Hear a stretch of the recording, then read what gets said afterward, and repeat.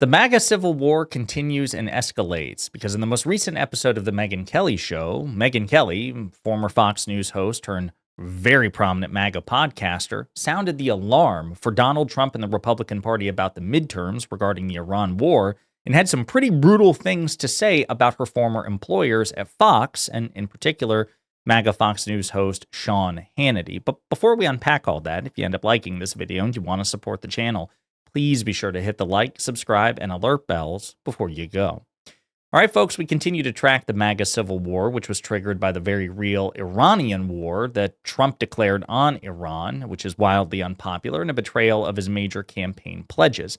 Now, as you know, Megyn Kelly made some pretty good points. Then Ben Shapiro made some pretty good points against her. And then Piers Morgan stepped in to make some pretty good points against Ben Shapiro. Now we're circling back to Megyn Kelly. One of the complaints that Ben Shapiro rightly had about Kelly is that while she's willing to talk mad shit about people in Trump's orbit, she has very little to say about the big cheese himself. She'll criticize him, but she's much more tepid and restrained than she is about Lindsey Graham, as you're about to hear, or Ben Shapiro. So with that in mind, I want you to first start with her warning to Donald Trump about the midterms because of his war. While President Trump is all over the map on potential timing to end the war in Iran, or the, quote, little excursion, as he's now calling it, there is reporting that some of his advisors are now pushing to find an off-ramp, understanding that with rising oil prices and gas prices and sentiment in the United States, the majority is against this war. Republicans are for it, but independents are overwhelmingly against it. And of course, Democrats are too, but independents matter for the midterms. Many think this is not worth it. Well, correct. Obviously, you're unlikely to win Democratic support, so I understand why Republicans write Democrats off, but you need independents. Republicans do not represent a majority of this country, and they do not have the numbers to hold on to the levers of government power. They need to core independence, and they've been hemorrhaging support from independents basically since Trump got back into power in every major policy area. The Iran war is yet the latest. Independents are not happy about this. They don't support it, and they're feeling the domestic consequences here at home, particularly at the gas pump and in terms of other inflation as well. She's right to sound the alarm. Now, you can hear a bit of disdain when she's quoting Trump, calling it an excursion, right? But again, she's not going to brutally attack him the way that she's about to Fox News and Lindsey Graham. So this is what Megyn Kelly, former Fox News host, has to say about her former employers. Got a couple of clips to show you. One interview that Graham did last night with Sean Hannity. And I just have to say up front, Hannity offered zero pushback to any of this. Zero to anything you were about to hear. Like, why not do your viewers the service of just saying at least, hey, here's what your critics are saying. Here's what the president's critics are saying. Fox prides itself on having allegedly more independents watching its programming than any other cable news channel. Well, that's not saying much. But why not service them and offer both sides? Like, at least you're not going to have somebody who actually...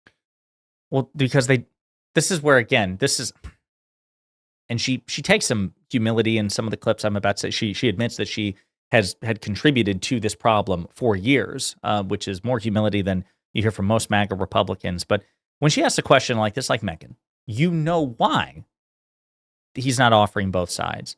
Because he doesn't want to faithfully, stalwartly represent the other side of the argument, because the other side of the argument almost always prevails in the argument. Republicans are on the losing side of most arguments. Most of their policies are wildly unpopular. They're very good at propaganda, but when it comes to actually defending Donald Trump on the merits, they objectively suck. It's why you, Megyn Kelly, very rarely have people on your show representing the other side. You'll occasionally have David Pakman, for example, but it's just usually a right-wing circle jerk, which is fine.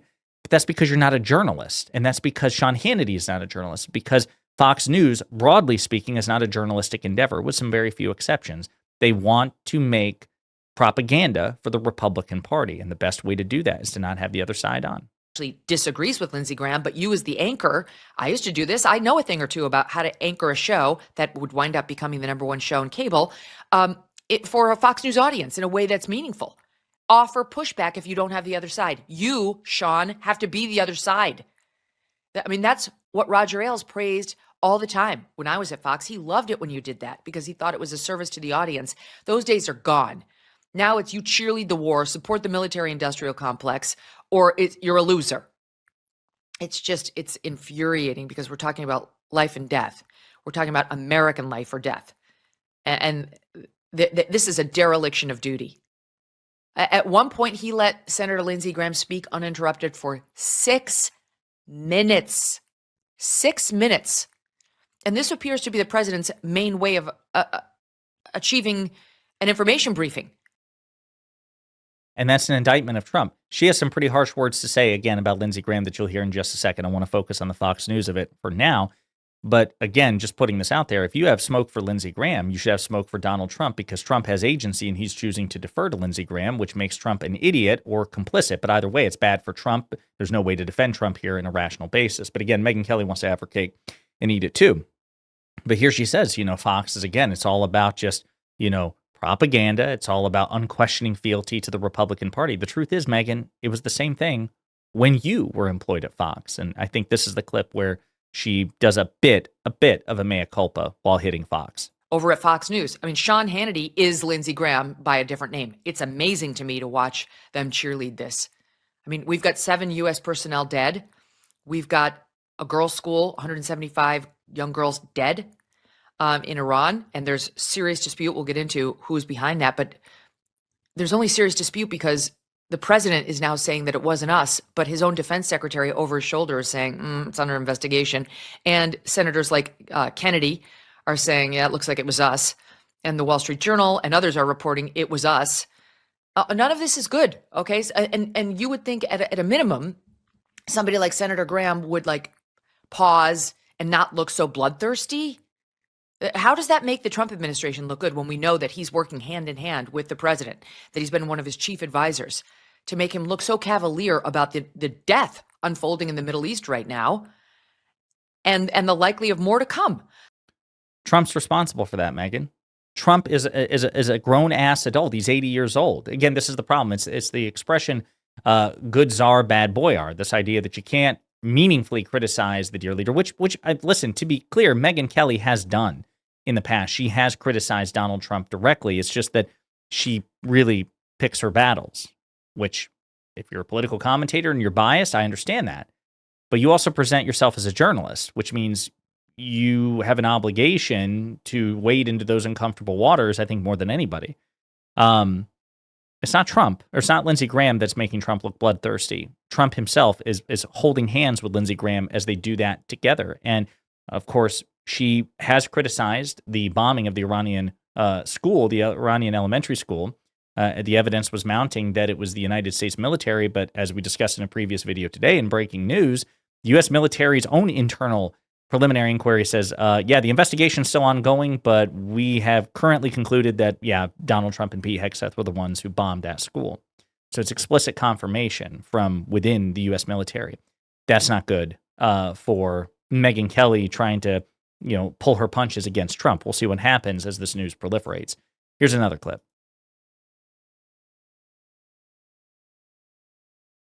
Mark Thiessen. As I told you yesterday, there was a report in the Journal that Mark Thiessen and Jack Keane, General Jack Keane, 2 friends of mine at Fox News. I mean, I think Mark Thiessen would tell you the reason he's a Fox News contributor and his name is because of yours truly. I, too, used to be very neocon-y while on Fox. It's one of the reasons I'm so anti-war right now. I participated in this. I helped cheerlead it. I blindly supported the administration and its lies about the war when George W. Bush was president. And I didn't know they were lies at the time. I just unquestioningly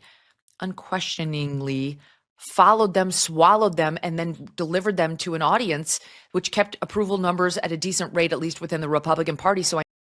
Yeah, that is what you did. I mean, again, I appreciate you acknowledging it. You were a paid propagandist for the Republican Party. You are guilty. You are complicit in this. And the truth is, even though you're willing to deviate from Trump a little bit, you still grade him on a curve and give him cover in all sorts of ways, suggesting that you haven't fully learned your lesson. I know how the game works, and the game is dishonest, and I refuse to be a part of that again. No. We'll report, I am rooting for victory, unlike these weirdos who are cheering on the Iranians right now. I want the United States to win this now that we're in it. I want a solid defeat if it can be achieved. but I'm also going to be honest, and it's not going universally well over there. We're getting propaganda from the administration, and then we're getting just the naysayers who report nothing but bad news for the United States, which isn't true either. I mean, it's quite a feat to have sunk their entire navy.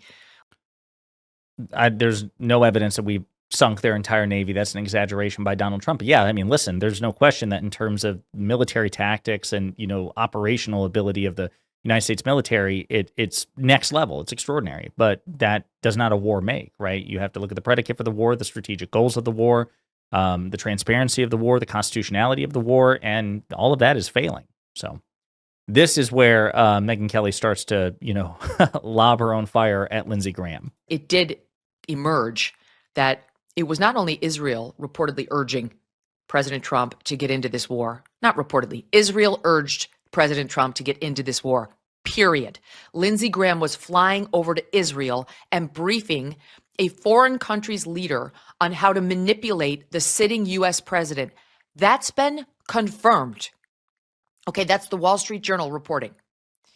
The Wall Street Journal, that's been very supportive of this war, that's very neocon-y, whose owners are the Murdochs, with whom the president remains close. It's on again, off again. Just yesterday, there were pictures of Jared and Ivanka at Rupert Murdoch's 95th birthday party all over the internet. That's the paper reporting that Lindsey Graham, who's proud of it. It was an interview with Lindsey Graham. It wasn't like anonymous sources say. Lindsey Graham gave the Wall Street Journal an interview and reported firsthand that he's been flying over to Israel to deal with a foreign country's leader on how to manipulate the sitting president into war. By the way, Steve Witkoff, Donald Trump's special envoy, was also, I believe, confirmed in the Wall Street Journal, confirmed to have done the same thing with Putin, was teaching and coaching Putin in the Kremlin how to manipulate Trump. So Trump's being manipulated by multiple foreign powers, I think it's fair to say, because he's dumber than both Putin and Netanyahu, and multiple credible reports have confirmed that two of his closest advisors have manipulated those respective governments or encouraged those respective governments in how to manipulate and dupe Trump. So it is pretty embarrassing. You would think Trump would be like, guys, what the fuck? You're kind of making me look like a loser here. Lindsey Graham, Steve Envoy, screw off, right?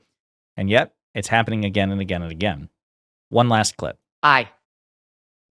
No one elected you as our commander-in-chief. Shut the fuck up. Get off the national scene. You've disgraced yourself and endangered our troops long enough. So again, she got a lot of smoke for Lindsey Graham, and fair enough. Lindsey Graham's an incredibly unlikable person, but Donald Trump has agency. Donald Trump has culpability. Donald Trump is 80 years old, and if Donald Trump chooses to act on the advice or recommendations of Lindsey Graham, then by definition, he is complicit in the very sorts of things that you are pissed off about Lindsey Graham. All of those things that you just said, you've endangered our troops, that applies to Donald Trump. And this is where, again, I think Ben Shapiro has a very fair critique of Megyn Kelly, which is, yes, she will occasionally criticize Trump, which separates her from most MAGA cultists, and she will certainly criticize things that Trump does far more often than most. But she has a lot of vitriol and contempt and disdain for the people who are around Trump, but not for Trump himself, which is absurd because he's the one with the power and the one making ultimately the decisions. So again, it is a bit cowardly of Megyn Kelly, and yet she is still criticizing Trump's war. She's sounding the alarm, and she's calling out her former employers at Fox News. So I think this is a very, very encouraging development in the ongoing MAGA civil war, and I'd like to see more of it, please. In the meantime, let me know what you think in the comments.